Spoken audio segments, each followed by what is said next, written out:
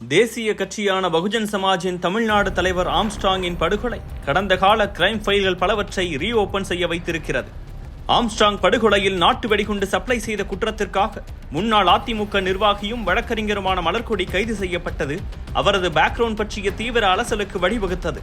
மலர்கொடி வழக்கறிஞராவதற்கும் திருவல்லிக்கேணியின் தாதாவாக வலம் வருவதற்கும் பின்னால் இருப்பவரின் பெயர் அப்போதுதான் லைம்லைட்டுக்கு வந்திருக்கிறது. அந்த பெயர்தான் தோட்டம் சேகர். 2001 படுகொலை செய்யப்பட்ட தோட்டம் சேகர் யார் தெரியுமா? சென்னை ஐசோஸ் பகுதியில் ஜாம்பசாருக்கு அருகே இருக்கும் தோட்டம் என்னும் ஊரில் ஸ்ரீராம் தனலட்சுமி தம்பதிக்கு பிறந்தவர்தான் சேகர். சேகரின் தந்தை ஸ்ரீராம் அக்காலத்தில் பிரபலமான காங்கிரஸ் பிரமுகர்.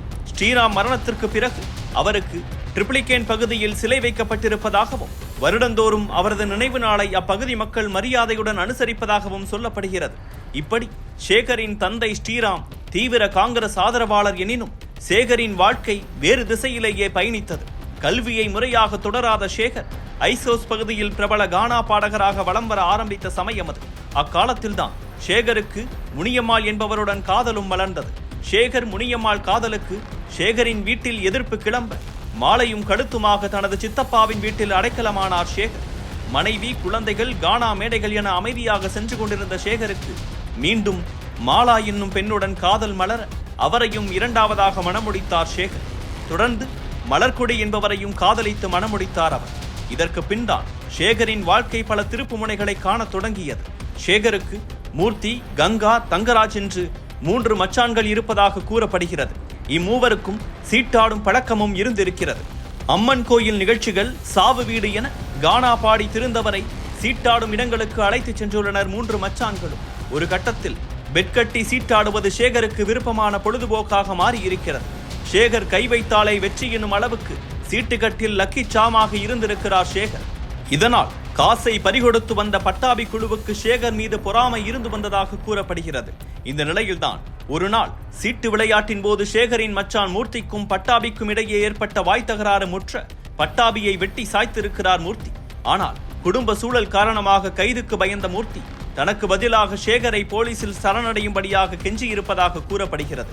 இதனால் மூர்த்தியின் பேச்சை கேட்டு செய்யாத குற்றத்தை ஒப்புக்கொண்டு சிறைக்கு சென்றிருக்கிறார் சேகர். ஆனால் சேகர் தனது குடும்பத்துக்காக செய்த தியாகம்தான் அவரை பல ரவுடிசத்துக்குள் இழுத்து விட்டிருக்கிறார்.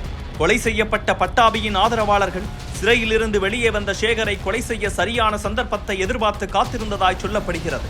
இதனாலேயே கையில் ஆயுதங்களுடன் வலம் வர தொடங்கினார் சேகர். இதுவே சேகர் தோட்டம் சேகராக உருவெடுத்த தருணம். சேகருக்கென்று தனி ஆதரவாளர்கள் திரள சென்னையின் பிரபல ரவுடியாக வலம் வர தொடங்கியிருக்கிறார் தோட்டம் சேகர். இருப்பினும் பிரச்சனைகள் எழுந்தால் பஞ்சாயத்து செய்து முடித்து வைப்பது என அப்பகுதி மக்கள் மத்தியில் சேகருக்கு தனி செல்வாக்கும் மதிப்பும் உருவாக தொடங்கியது. இதை அடுத்துதான் தனது ஆதரவாளர்களுடன் அதிமுகவில் இணைந்தார் தோட்டம் சேகர்.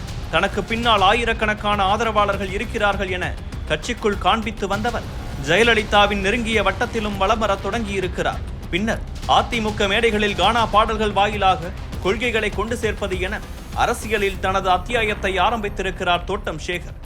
அதிமுக மூத்த புள்ளிகளே பொறாமை கொள்ளும் அளவுக்கு ஜெயலலிதாவிடம் செல்வாக்கு பெற்று வளர்ச்சியடைந்தார் சேகர் என்று சொல்லப்படுகிறது. இந்த நிலையில்தான் 2001 சட்டமன்ற தேர்தல் நெருங்கியது. கட்சியில் பெரும் புள்ளியாக வலம் வந்த சேகருக்கு எம்எல்ஏ சீட் கொடுக்க இருப்பதாக கட்சிக்குள் பேச்சு அடிபட்டது. ஆனால் அக்காலத்தில் அதிமுக பெரும்புள்ளியாக வலம் வந்த அயோத்திக்கோப்பம் வீரமணி, மயிலாப்பூர் சிவக்குமார், சேகரின் உறவினரான மார்க்கெட் முரளி ஆகியோருக்கு தோட்டம் சேகரின் இந்த அரசியல் வளர்ச்சி அத்தனை பிடித்திருக்கவில்லை. ஒரு கட்டத்தில் ரேஸில் இருந்த தோட்டம் சேகரின் பெயர் வேட்பாளர் பட்டியலில் இடம்பெறவில்லை எனினும் கட்சிக்குள் அவரது வளர்ச்சி இம்மூவருக்கும் அச்சத்தை கொடுத்து வந்ததாக சொல்லப்படுகிறது. இதனால் தோட்டம் சேகரை கொலை செய்யும் சந்தர்ப்பத்தை எதிர்பார்த்து காத்திருந்ததாக பரவலாக பேசப்பட்டது. ஆனால் தோட்டம் சேகரை நெருங்குவது அவ்வளவு எளிதான விஷயம் அல்ல. ஏரியாவுக்குள்ளும் கட்சிக்குள்ளும் தனக்கு எதிரிகள் வளர்ந்திருக்கிறார்கள் என்பதை தெரிந்து சுதாரித்துக் கொண்ட சேகர் எப்போதும் தன்னுடன் 20 பேரை அழைத்துச் செல்வதாக சொல்வார்கள். இச்சூழலில்தான் 2001ஆம் ஆண்டு செப்டம்பர் 22ஆம் தேதி நடந்து ஏறியது அக்கோர சம்பவம். வழக்கம் போல ராயபுரம் கட்சி அலுவலகத்தில் இருந்து வீட்டுக்கு கிளம்பி இருக்கிறார் தோட்டம் சேகர். ஆனால் எப்போதும் அவருடன் இருக்கும் 20 பேர் அன்று அவருடன் இல்லை என சொல்லப்படுகிறது. இச்சந்தர்ப்பத்தில் தான் கார் ஒன்று தோட்டம் சேகரின் பைக்கை இடிக்க நிலைகுலைந்து கீழே விழுந்திருக்கிறார் சேகர்.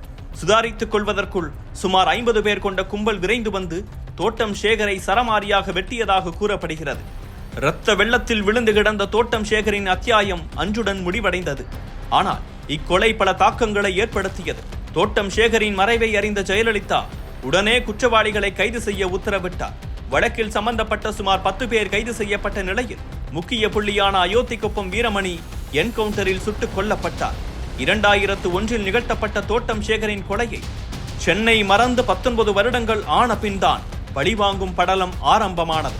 சேகரின் மறைவின் போது வெறும் 2 வயது குழந்தையாக இருந்த அவரின் மகன் அழகுராஜாவுக்கு பகையை ஊட்டி வளர்த்தார் சேகரின் 3ஆம் மனைவி மலர்கொடி. நாட்டு வெடிகுண்டு தயாரிப்பதில் ஆரம்பித்து திருவல்லிக்கேணியின் பிரபல தாதாவாக வலம் வர ஆரம்பித்த மலர்கொடி அதிமுகவில் இணைந்ததுடன் குற்றவியல் வழக்கறிஞராகவும் தன்னை வளர்த்து கொண்டார். இச்சூழலில்தான் மலர்கொடி ஸ்கெட்ச் போட்டு கொடுக்க 2018 தன் தந்தையை கொன்ற மார்க்கெட் முரளியையும் 2021 மயிலாப்பூர் சிவகுமாரையும் கொலை செய்தார் அழகுராஜா. இச்சூழலில்தான் கடந்த ஜூலை 5ஆம் தேதி நடந்தேறிய ஆம்ஸ்ட்ராங் படுகொலையில் நாட்டு வெடிகுண்டு சப்ளை செய்ததாக கைது செய்யப்பட்டிருக்கும் மலர்கொடியால் மீண்டும் லைம்லைட்டுக்கு வந்திருக்கிறது தோட்டம் சேகரின் பெயர்.